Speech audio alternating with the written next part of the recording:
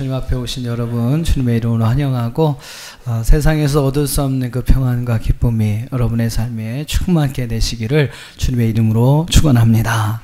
네, 계속해서 산상보훈의 말씀을 통해서 여러분과 함께 은혜를 나누고자 합니다. 지난주 말씀에 계속해서 산상보훈의 말씀이고요. 또 좀 구별한다면 또 지난주에 말씀에 이어서 하늘 아버지의 상을 얻기 위하여 그 두 번째 말씀으로 여러분과 함께 말씀의 은혜를 나누고자 합니다. 지난주에 말씀을 혹시 좀 기억하실지 모르겠어요. 지난주에 그렇게 좀 제가 구분을 해드렸습니다. 6장 1절 말씀부터 7장 5절 말씀까지, 또 7장 6절로 7장 27절까지 이렇게 좀 두묶음으로 나눠서 말씀을 드린다고 말씀을 드렸습니다. 그래서 6장 1절로 화면을 한번 보시면 6장 1절로 7장 5절까지 좀 생각나시죠? 지난주에도 보여드렸던 내용인데 바로 하늘 아버지께 상을 받는 방법이 무엇이냐, 그래서 6가지를 이렇게 말씀을 드리겠다라고 말씀을 드렸습니다. 그리고 지난주에는 3가지 말씀을 드렸어요. 구제할 때는 어떻게 해야 되느냐, 기도할 때는 어떻게 하느냐, 금식할 때는 어떻게 하느냐. 구제, 기도, 금식은 유대인들에게 있어서 경건 생활에 참 중요한 3가지 요소였습니다. 그래서 예수님은 그것에 대해서 어떻게 해야 하나님 앞에 상을 얻는 경건의 생활인지를 말씀해 주셨죠. 자, 오늘은 여러분과 함께 이제 마태복음 6장 19절 말씀부터 읽는 것은 24절까지밖에 안 읽었습니다만 넓게 7장 5절 말씀까지 함께 살펴보고자 합니다. 우리가 하나님 앞에 상을 얻기 위해서 또 우리가 해야 할 일들이 무엇일까? 첫 번째는 바로 이제 물질관에 대해서 이야기를 합니다. 하나님 아버지의 상을 얻기 위해서 우리가 가져야 할 올바른 물질관이 무엇인가? 그게 이제 여러분이 함께 읽으신 19절로 24절의 말씀이고요. 또 25절로 34절까지 말씀은 염려하지 않는 삶에 대해서, 또 7장 1절로 5절에서는 비판하지 않는, 정죄하지 않는, 심판하지 않는 그런 삶에 대해서 우리에게 말씀하고 있습니다. 그래서 오늘은 여러분 이제 6장 19절로 7장 5절까지 말씀 속에서 3가지 주제에 대해서 말씀을 드릴 겁니다. 그래서 올바른 물질관에 대해서, 염려하지 않는 삶에 대해서, 비판하지 않는 삶에 대해서 말씀을 드리겠습니다. 한번 여러분 말씀을 좀 잘 들으시고요. 여러분 우리의 믿음의 삶이 하나님 앞에 귀한 상급이 되는 그러한 믿음의 삶이 될 수 있기를 주님의 이름으로 축복합니다. 자, 먼저 19절로 24절 함께 읽으신 본문의 말씀이죠. 19절로 24절의 말씀은 바로 우리 하나님 나라를 소망하며 하나님 나라를 꿈꾸며 살아가는 우리 하나님의 백성들이 가져야 할 물질관에 대해서 우리에게 말씀하고 있어요. 어떠한 물질관을 가지고 오늘 우리가 우리의 삶을 살아가야 하느냐. 19절로 24절까지 말씀을 여러분 읽으셨는데 이제 그 말씀을 한마디로 요약하면요, 이렇게 이야기할 수 있습니다. 한번 따라해 보실까요? 땅에 보물을 쌓아두지 말고 하늘의 보물에 쌓아두자. 하늘의 보물을 쌓아두라. 다시 한번 땅에 보물을 쌓아두지 말고 하늘의 보물을 쌓아두라. 여러분이 생각하는 가장 귀한 것이 있다면 그것을 하늘에 쌓아둘 줄 아는 지혜, 그것이 바로 하나님의 백성들이 이 땅에서 가져야 할 또 중요한 물질관이다 라는 겁니다. 자, 예수님은 왜 보물을 땅에 쌓아두면 안 된다고 이야기하셨을까요? 19절로 24절에 여러분 말씀을 보시면 3가지의 이유를 말씀합니다. 자, 먼저 19절 말씀을 한번 같이 읽어보겠습니다. 마태복음 6장 19절 같이 한번 읽어보겠습니다. 시작. 너희를 위하여 보물을 땅에 쌓아두지 말라. 거기는 좀과 동록이 해하며 도둑이 구멍을 뚫고 도적질하느니라. 예수님께서 왜 보물을 땅에 쌓아두지 말라라고 말씀하셨나? 그 첫 번째 이유는 땅에 쌓아놓은 재물은요, 쉽게 사라질 수 있다라는 겁니다. 쉽게 잃어버릴 수도 있고, 좀이나 동록으로 인하여 해를 당할 수 있고, 도둑이 와서 도둑질해 갈 수 있다라는 겁니다. 자기를 위하여 땅에 쌓아둔 재물은 오래가지 못한다는 것이죠. 미국인의 생활 속에 아주 경종을 울렸던 하나의 충격적인 사건이 약 1940년대에 일어났습니다. 어떤 일이 있었냐면 1923년 어느 날 미국의 시카고의 에드워드 비치 호텔에 그 당시 미국의 최고의 부자라고 하는 7명의 사람들이 모여 있었어요. 그래서 이제 여러 가지 또 이야기도 나누고 또 이제 여가도 휴가도 즐기기로 했습니다. 그 사람들의 7명의 당시의 7명의 재산이 미국 전체의 국고를 능가할 정도로 엄청난 부자들의 모임이었습니다.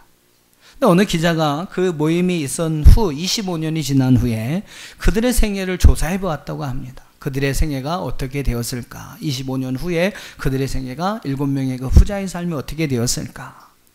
근데 그것을 이제 발표한 거예요. 1948년에 자신이 조사한 내용을 발표했습니다. 근데 그 조사의 내용이 충격적이었다는 거죠. 그곳에 모였던 첫 번째 사람, 바로 강철 회사의 사장이었던 찰스 슈원이라는 사람이었습니다. 25년 후에 그는 어떤 사람이 되었는가? 그는 한 푼도 없는 거지가 되어서 죽음을 당하고 말았다고 합니다. 쪽박을 찬 거지가 돼서 결국 죽음을 당하고 말았다고 합니다. 두 번째 사람은 밀 농사로 거부가 되었던 알서 커튼이라고 하는 사람이었는데 그는 하던 사업이 잘못돼서 파산해서 모든 것을 잃어버리고 쓸쓸하고 고독한 가운데서 자신을 임종을 지켜보는 사람 하나도 없이 죽음을 당하고 말았다고 합니다. 세 번째 사람, 뉴욕의 총재였던, 뉴욕은행의 총재였던 리차드 위튼이라고 하는 사람은 자기를 둘러싼 여러 가지 상황들이 잘못되어서 감옥에서 결국 여생을 보내고 있었다고 합니다. 네 번째 사람, 미국의 재무장관까지 지냈던 알버트 홀이라고 하는 사람인데 그는 지금 막 감옥에서 보석으로 풀려나와서 자신의 그냥 집에서 자신의 죽음을 기다리고 있는 신세가 되어 있었다고 합니다. 다섯 번째 사람, 월스트리트 회장이었던 제이씨 리버모어라고 하는 사람은 자살로 자기 인생을 내렸고 역시 여섯 번째 사람이었던 국제은행의 총장이었던 리온 프레이저 역시도 자살로 자기의 삶을 마쳤다고 합니다. 마지막 일곱 번째 사람, 부동산 업계의 거부였던 이반 클로컬이라고 하는 사람은 자살을 시도했다가 결국 자살 미수로 병원에서 치료받고 있는 중이었다고 합니다. 1948년 당시에 이 내용들이 발표되면서 미국 사회에 커다란 충격을 던져주었다고 합니다. 그러니까 여러분, 자기를 위하여 보물을 땅에 쌓아두는 사람은 그 재물을 결코 이제 쉽게 끝까지 가져갈 수 없다라는 거죠. 언젠가는 결코 쉽게 잃어버릴 수밖에 없더라라는 겁니다. 누가복음 12장 16절로 21절 말씀에 보면 예수님께서 어리석은 한 부자에 관한 이야기를 들려줍니다. 농사가 잘 됐어요. 부자가 농사가 잘 되어서 곡식을 창고에 쌓아둬야 하는데 이 쌓아둘 공간이 없는 겁니다. 그래서 창고를 헐고 더 크게 졌어요. 그래도 곡식을 저장해 놓을 공간이 모자랍니다. 그래서 다시 창고를 헐고 더 큰 창고를 졌습니다. 그리고 자기가 추수한 곡식을 거기에 차곡차곡 쌓아두죠. 그리고 그는 생각합니다. 야, 이제는 평안히 먹고 쉬고 자고 즐기자. 그때 여러분 하나님께서 무슨 말씀을 하세요? 한번 누가복음 화면을 보시면서 누가복음 12장 20절 21절을 같이 한번 읽어보겠습니다. 누가복음 12장 20절 21절 시작. 하나님은 이르시되 어리석은 자여 오늘 밤에 내 영혼을 도로 찾으리니 그러면 내 준비한 것이 누구의 것이 되겠느냐 하셨으니 자기를 위하여 재물을 쌓아두고 하나님께 대하여 부요하지 못한 자가 이와 같으니라. 자신을 위하여 재물을 쌓아두는 자를 누가복음 12장 21절은 뭐라고 이야기하냐면 하나님께 대하여 부유하지 못한 자다. 결국 그 하나님께 부유하지 못한 자는 하나님께서 그 재물을 찾으시면 자기는 아무것도 없이 하나님 앞에 돌아갈 수밖에 없는 인생이 되더라라는 것이죠. 자기를 위하여 땅에 쌓아둔 재물은 여러분 조만간 내 손에서 떠나 사라져버리고 맙니다. 우리가 여러분 그것을 영원토록 누리기를 원한다면 우리는 우리의 보물을 땅에 쌓아두는 것이 아니라 하늘에 쌓아두어야 할 줄 믿습니다. 바로 그런 사람이 하나님께 대하여 부유한 자가 된다고 성경은 말씀하고 있어요. 또 왜 우리의 보물을 땅에 쌓아두면 안 됩니까? 21절을 여러분 한번 읽어보실까요? 오늘 본문의 21절입니다. 왜 보물을 땅에 쌓아두면 안 되는가? 21절 시작. 내 보물이 있는 그곳에는 내 마음도 있느니라. 할렐루야. 보물이 있는 곳에 바로 우리의 마음이 있기 때문이라는 겁니다. 보물을 여러분 땅에 쌓아두면 어떻습니까? 우리의 마음이 땅과 가까워지는 것이죠. 그러면 여러분 점점 하나님에게서 멀어지는 것이고 땅에 소망을 품고 소망을 두고 살아가게 되는 겁니다. 결국은 그 땅과 함께 멸망당하게 되겠지요. 하지만 여러분 반대로 우리가 우리의 보물을 하늘에 쌓아두면 어떻게 됩니까? 하늘에 우리의 마음이 있게 된다.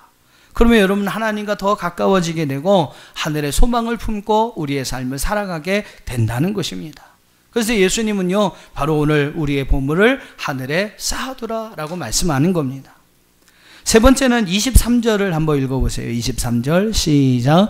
눈이 나쁘면 온몸이 어두울 것이니 그러므로 내게 있는 빛이 어두우면 그 어둠이 얼마나 더하겠느냐. 왜 보물을 땅에 쌓아두면 안 되나.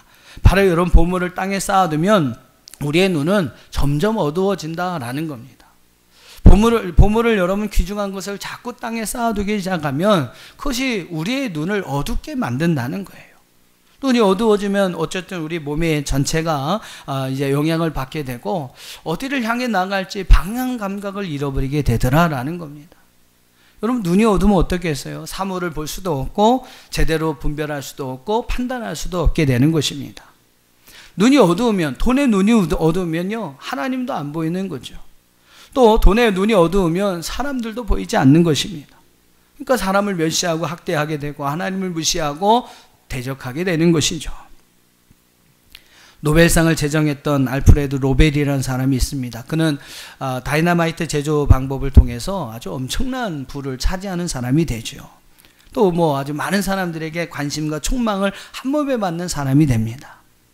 근데 이 노벨이 어느 날 신문을 읽다가 깜짝 놀라는 거예요. 무슨 이제 신문이 기사가 났냐면 세계 최초로 다이너마이트를 발명한 그 유명한 알프레드 노벨이 죽었다라는 기사가 신문에 뜬 겁니다. 자기는 멀쩡하게 살아있는데요. 그리고 그 이제 타이틀 기사가 뜨고 그 밑에 무슨 뭐라고 써있냐면 많은 사람들을 죽음에 이르게 하는 폭탄을 만든 제조업자 드디어 죽었다라는 그 기사가 신문에 뜬 겁니다. 실제로는 자기 집안의 어떤 동생이 죽은 건데 기자들이 이제 혼동을 해서 알프레드 노벨이 죽었다라는 기사를 이제 보도 기사를 낸 것이었습니다. 그 기사를 보고 이 노벨이 큰 충격에 빠져요. 내가 수많은 사람을 죽음으로 이르게 하는 폭탄을 만들어서 재물과 명예는 얻었지만 결국 마지막에는 내 인생이 이렇게 끝이 나겠구나. 그 충격을 받습니다. 그는 그 자리에 신문을 다 찢어버리고 새로운 삶을 살기를 결심해요. 그리고 그는 하나님과 사람들을 위하여 자기의 재산이 다 쓰여지기를 결심했습니다. 그래서 여러분 만들어진 것이 노벨상이죠. 세계 뭐 여러 분야에서 많은 인류에게 또 좋은 역할, 좋은 이제 영향력을 준 사람들을 칭찬하고 그들을 이렇게 축복하는 그런 상으로서 이 노벨상이 제정이 됩니다. 지금은 뭐 여러분 누구도 그를 살인자로 평가하지 않습니다. 인류의 문화와 생활에 크게 공헌한 사람으로 평가하고 있습니다. 땅에 여러분 재물을 쌓아두기 시작하면 우리의 눈이 멀어서 돈밖에 보이지 않는 것이죠. 하지만 여러분 하늘에 쌓아두면 우리의 눈이 열려서 하나님을 보게 될 것이고 이웃을 생각하고 이웃을 보게 될 것이고 그러면서 하나님께 영광을 돌리며 이웃에게 유익을 줄 수 있는 삶을 살아가게 되는 줄 믿습니다. 그래서 예수님은요, 땅에 상급을 귀한 보물을 땅에 쌓아두지 말고 하늘에 쌓아둘 것을 말씀하고 있는 것입니다. 이것이 바로 하늘의 상을 바라보는 성도들이 가져야 할 물질관이라는 것이죠. 자, 두 번째로 25절 말씀부터 34절까지의 말씀을 보시면 이제 예수님께서는 염려하지 않는 삶에 대해서 이야기를 합니다. 염려하지 않는 삶에 대해서 이야기를 해요. 하늘아버지의 상을 얻기 위해서 우리 하나님의 백성들에게 필요한 삶이 무엇이냐. 25절부터 7장 5절까지는 두 가지 삶을 우리에게 이야기하는데 그 하나의 삶이 염려하지 않는 삶이라는 것입니다. 25절부터 여러분 34절의 말씀은 하나님의 백성으로서 우리가 이 땅에서 염려하지 않는 삶을 살아가야 될 것을 말씀하고 있어요. 그것이 여러분 하나님 나라의 상을 얻는 또 하나의 방법이라는 것입니다. 여러분 어떻습니까? 염려하지 않는 삶을 살아가고 계시나요? 어떤 사람이 사람들이 염려하고 걱정하는 것을 이렇게 조사해 봤는데요. 실제적으로 정말로 염려하고 걱정해야 될 것은 그 사람들이 갖고 있는 염려, 근심, 걱정의 3%밖에 되지 않는다라고 이야기를 합니다. 나머지 97%는 염려하지 않아도 될 일, 일어나지 않을 일을 가지고 미리 그냥 덮어놓고 염려하고 있는 게 97%가 된다는 거예요. 정말로 염려해야 될 거는 3%도 안 된다는 그런 조사 결과가 나와 있습니다. 여러분 어떻습니까? 염려하지 않는 삶을 살아가고 계시나요? 자, 본문의 25절을 한번 봐보시죠. 25절. 자, 마태복음 6장 25절입니다. 같이 읽어보시죠. 시작. 그러므로 내가 너희에게 이르노니 목숨을 위하여 무엇을 먹을까 무엇을 마실까 몸을 위하여 무엇을 입을까 염려하지 말라. 목숨이 음식보다 중하지 아니하며 몸이 의복보다 중하지 아니하냐. 먹고 사는 문제는요, 우리 인간이 가진 가장 기본적인 욕구입니다. 예. 이것에 대해서 뭐 염려하는 삶을 살아가는 것은 어떻게 보면 당연한 것이죠. 근데 예수님은 뭐라고 말씀하세요? 그 일에 대해서 염려하지 말 것을 우리에게 말씀합니다. 인간의 여러분 가장 기본적인 욕구에 대해서 염려하지 않게 되면 뭐 그 이후에 일어나는 여러 가지 우리가 가지고 있는 욕구에 대해서 염려하지 않을 수 있다. 그래서 여러분 예수님은 무엇을 먹을까, 무엇을 마실까, 무엇을 입을까 염려하지 말라라고 말씀하고 있습니다. 그것이 이제 가장 우리 염려의 출발이기 때문이죠. 거기에서 여러분 염려하지 않는 삶을 산다면 우리 어떤 삶을 살아도 우리는 염려하지 않는 삶을 살아갈 수 있게 된다. 그래서 여러분 그 삶에 대해서 염려하지 않는 삶을 살라고 말씀하고 있어요. 왜 여러분 염려하지 말아야 합니까?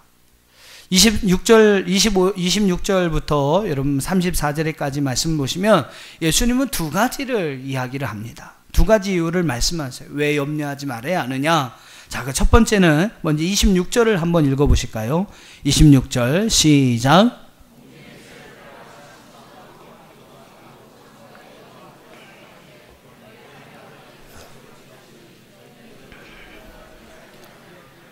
자, 무슨 이야기입니까? 공중에 새를 봐라. 심지도 않고 거두지도 않고 창고에 모아들이지 않는데 하늘 아버지께서 먹이시고 입히시고 기르신다는 것이죠. 너희는 이것들보다 귀하지 않느냐라는 겁니다. 또 여러분 28절에 뭐라고 그래요? 들의 백합화를 봐라. 어떻게 자라나는가 생각해 봐라.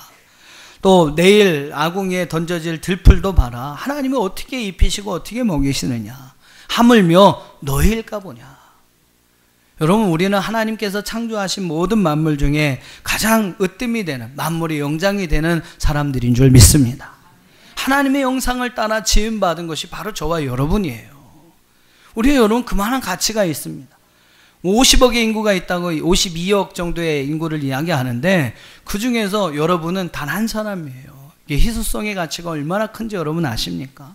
52억의 인구 중에 여러분 한 사람밖에 없어요.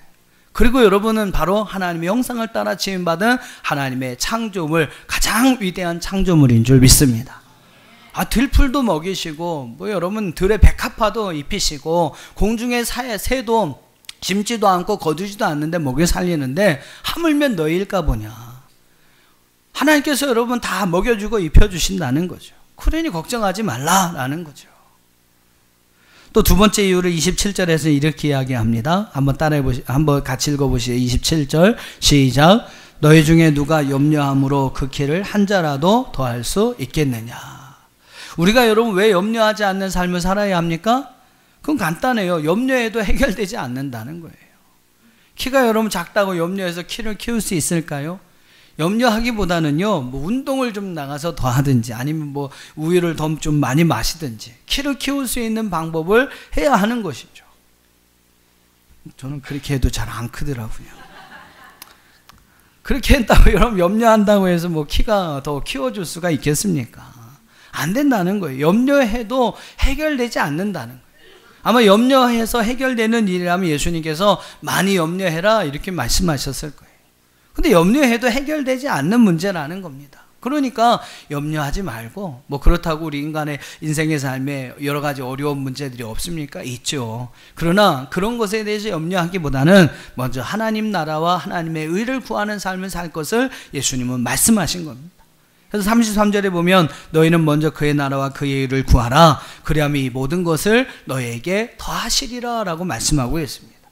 그러니까 염려하기보다는 어떻게 해야 돼요? 먼저 하나님의 나라와 하나님의 의를 구하라, 기도하라 라는 것입니다. 먼저 하나님의 영광을 위해서 살아라 라는 것입니다. 그러면 하나님께서 우리에게 필요한 모든 것, 공중의 새를 먹이신 것 같이, 들의 백합화와 들풀을 먹이시고 입히시는 것 같이 우리의 삶을 여러분 먹이시고 입히시고 필요한 모든 것을 하나님께 공급하여 채워주시겠다라는 것입니다. 먼저 그의 나라와 그 일을 구하라. 그리하면 이 모든 것을 너희에게 더하시리라. 염려라는 말의 헬라어를 제가 찾아보니까 메림라오라는 그러한 단어로 쓰여 있습니다. 이 단어는 두 가지의 단어가 합쳐진 거래요. 하나는 뭐냐면 메리조, 나누다, 나누어지게 하다라는 그 단어와 누스라고 하는 헬라어 마음이라는 단어인데요. 그 두 단어가 합쳐진 단어입니다. 그러니까 헬라어적인 의미에서 염려는 뭔지 아세요? 마음이 나눠주는 거예요.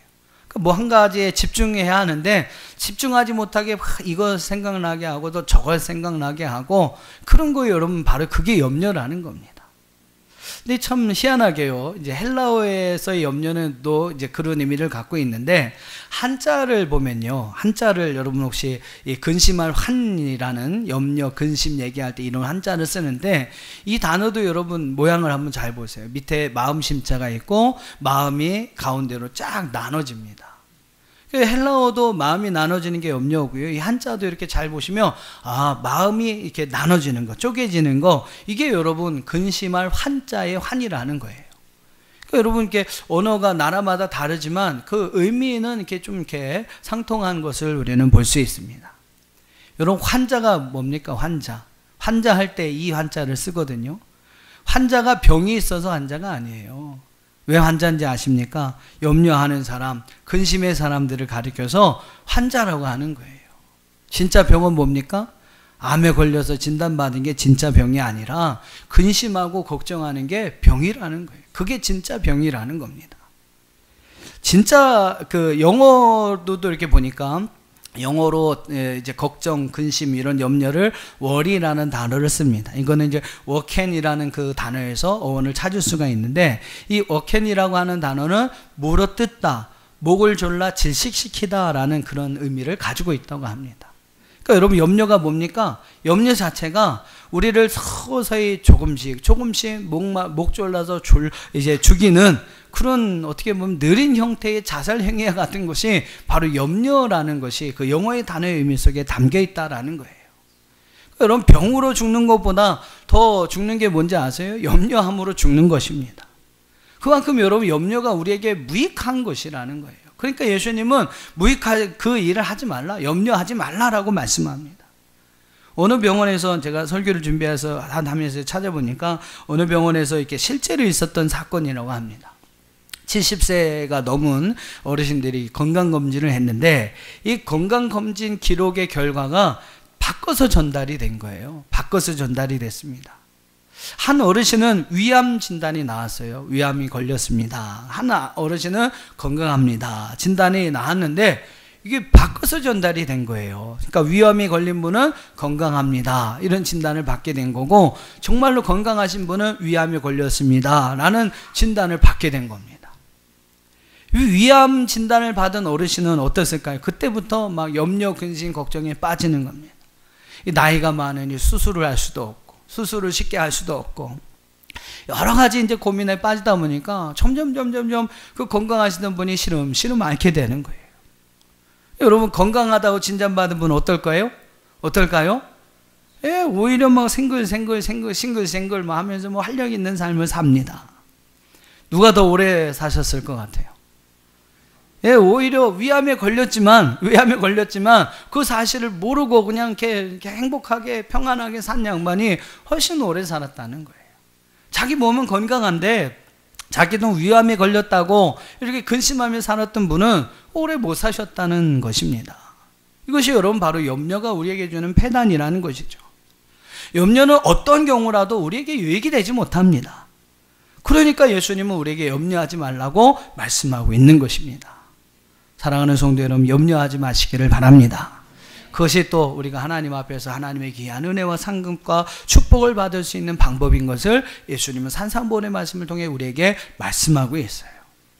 자, 7장으로 한번 가보시죠. 7장 1절로 5절까지 말씀 보면 예수님은 하늘의 상급을 얻기 위한 또 하나의 삶을 우리에게 이야기하는데 그것은 비판하지 않는 삶을 이야기합니다. 비판하다라고 이제 제가 성경에서는 그렇게 번역이 되어 있습니다만 그 헬라어 크리노라는 단어로 쓰여진 것인데 이 크리노라고 하는 단어는 비판하다라고 하기보다는 판단하다, 심판하다, 정죄하다라는 의미가 더 많습니다. 이 단어가 어디에 또 쓰여 있느냐를 제가 찾아봤더니 하나님의 어떤 심판을 이야기할 때, 우리에 대한 하나님의 어떤 심판을 이야기할 때 이 크리노라고 하는 단어가 자주 쓰입니다. 그러니까 여러분, 하나님은 우리를 심판하는 것, 그것처럼 여러분 우리가 사람을 판단하고 정죄하고 심판하는 것, 여러분 그것이 바로 비판하는 삶을 이야기하는 거예요. 여러분, 하나님만이 우리의 심판자가 되심을 아시기를 바랍니다.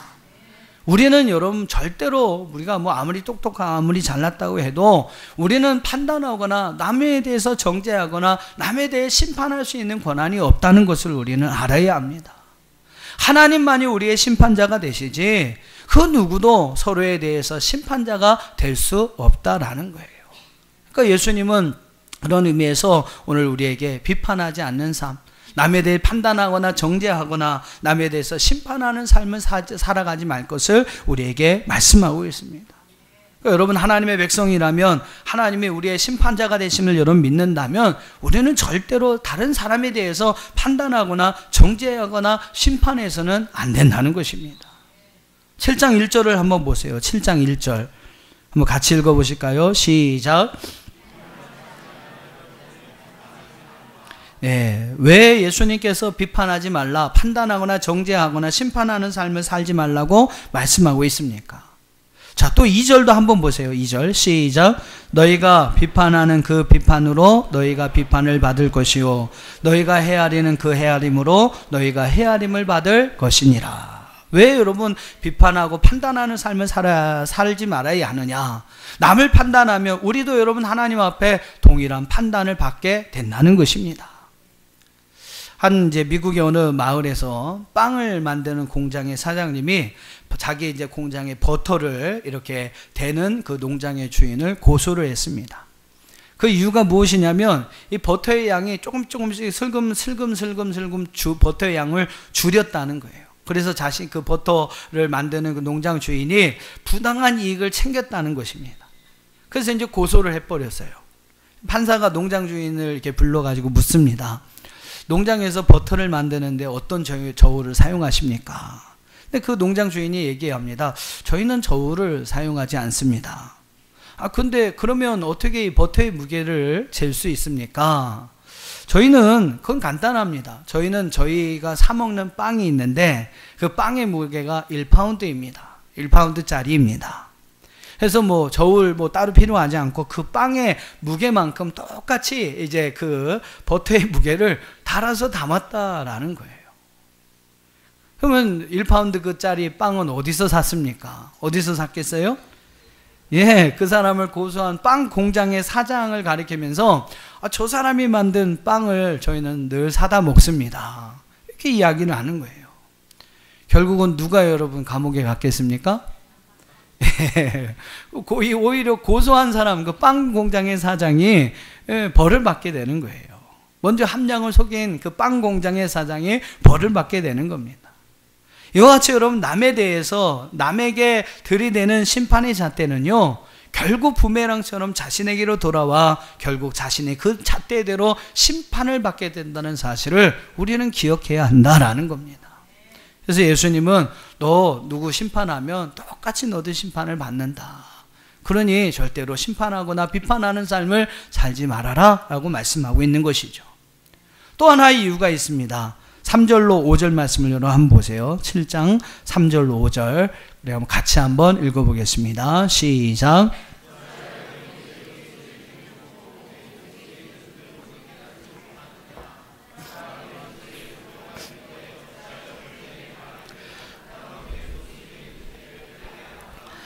외식하는 자여 먼저 내 눈 속에서 들보를 빼어라. 그 후에야 밝히 보고 형제의 눈 속에서 티를 빼리라.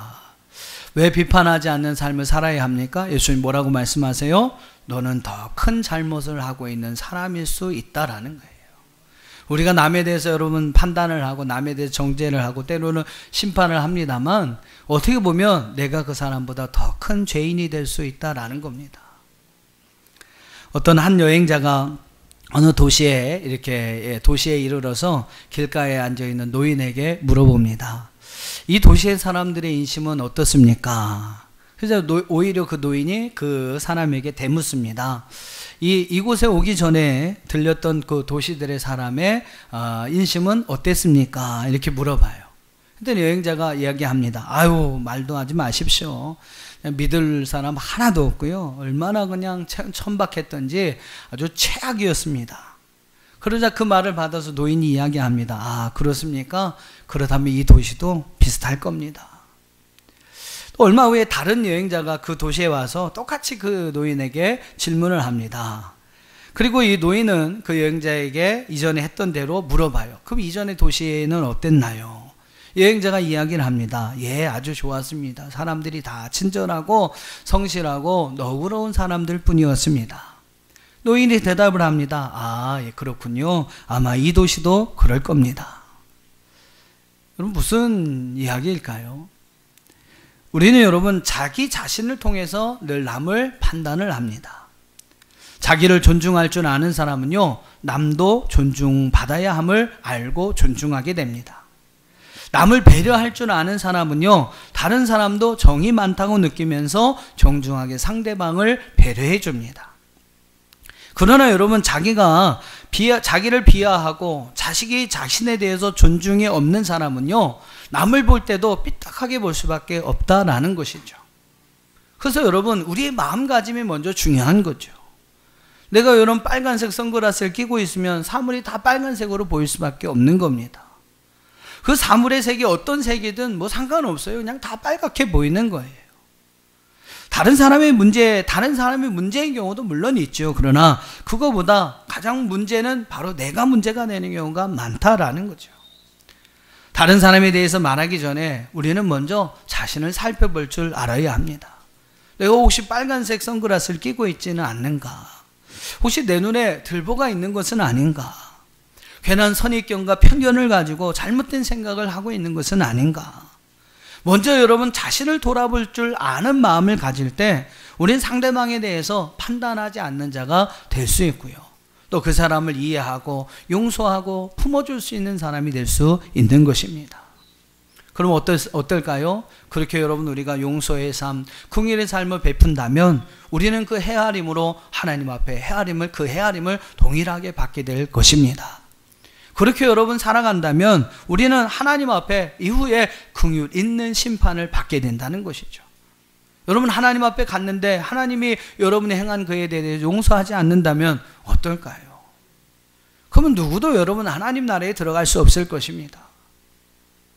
오늘 우리가 여러분 우리의 헤아림으로 하나님 앞에 헤아림을 받고 우리가 여러분 행한 대로 하나님께서 동일하게 우리에게 행해 주신다는 사실을 분명히 기억하면서 오늘 우리의 삶, 특별히 예수님이 우리에게 말씀하신 것처럼 비판하지 않는, 정죄하지 않는, 누구에 대해서 여러분 심판하지 않는, 누구에 대해서 여러분 쉽게 말하지 않는 그런 삶을 살아가야 할 줄로 믿습니다. 사랑하는 성도 여러분, 여러분은 하나님 나라가 있음을 믿으십니까? 영원한 하나님 나라, 여러분 천국이 있음을 정말로 믿으시나요? 우리는 그 하나님 나라의 백성으로서 이후에 그 나라에 들어가 영원히 살게 될 것을 믿으시기를 바랍니다. 그렇다면 여러분 이 땅에서 그 하나님 나라의 상을 얻기 위해서 우리가 어떻게 지금 살아가고 있느냐라는 것이죠. 우리 마태복음 6장 1절부터 7장 5절의 말씀을 여러분 좀 기억하시면서 정말로 하나님 나라에서 하나님 아버지에 주시는 상을 얻기 위하여 주님이 원하시고 기뻐하시는 그러한 삶을 살아가는 저와 여러분이 될 수 있기를 주님의 이름으로 축원합니다. 그래서 여러분의 경건생활, 구제와 금시, 또 기도의 생활이, 또 우리가 가져야 할 물질관이, 또 염려하지 않는 삶, 비판하지 않는 삶을 살아갈 수 있는 저와 여러분이 될 수 있기를 주님의 이름으로 축원합니다.